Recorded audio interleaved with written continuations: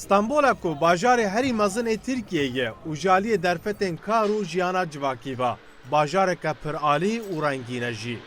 Jiyan û starbûna li nav bajêr her diçe zehmettir dibe. Lewra li İstanbolê kiriya xaniyan ji mûçê herî kêm, yanî ji 28,000 lîreyê Tirkî derbas kiriye û gihîştiye derdora 40,000 lîreyî. İstanbul kozmopolit bir kent. استانبول bajarekî berfirehî cîhanî ye. Ji ber vê yekê mirov dikare ji 15,000 lîreyî heta 500,000 heta ku 1 milyon lîreyî jî xaniyê kirê bibîne. استانبول êdî ew bajar nîne ku ji xelkê re balkêş bê. Bê tercîhkirin û xelk bixwaze mala xwe lêbar bike. Birova jî vê gelek kes êdî dixwazin ji Stenbolê koç bikin, ji xwe xwendkar û karmend naxwazin werin Stenbolê. Her wiha êdî bi van kiriyên zêde jiyana mirovekî asayî jî pir zor e. Çok kolay değil.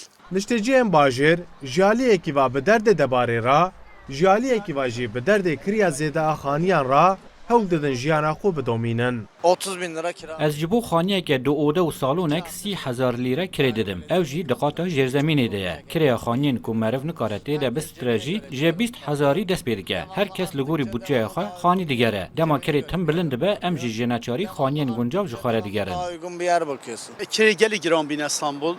Ez ji kirêcî me li vedrê teqrîben ez 5,000 didim.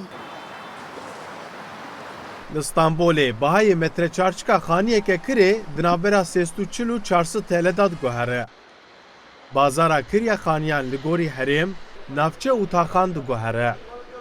Kiriya herêmên bilind wekî 5 û 6,000 TL û zêdetirê wê, kiriya herêmên guncav jî wekî 20-25,000 TL diguhere. Şimdi maalesef ki kiracıyım. Li Gelirimiz İstanbolê kirêya xaniyan gelekî giran bûye. Ez jî kirêcî me. Kirêya min derdora 35,000 lîre ye. barınmak maalesef güç olduğu için kendi topraklarımıza dönmeyi düşünüyoruz. Yani Ya torunlarım... Mixabin ez kirêdarim. Lê çûn û mesrafên me ji dehata me zêdetirin. Heta dehata me bes têra kiriya xanî dike. Ji ber ku êdî starbûna li bajarên mezin pir dijwar bûye. Ez dê fikirim ku vegerim bajarê xwe. Li İstanbolê di nav saleke dawî da, kiriya xaniyan di navbera ji sedî 35 û ji sedî 41 da zêde bûye. Her wiha li İstanbolê nirxê xaniyê firotanê yê 100 metre çarçikî jî gihîştiye derdora 8 milyon lîreyî Tirkî. Ömer Sönmez, Rûdaw, İstanbul.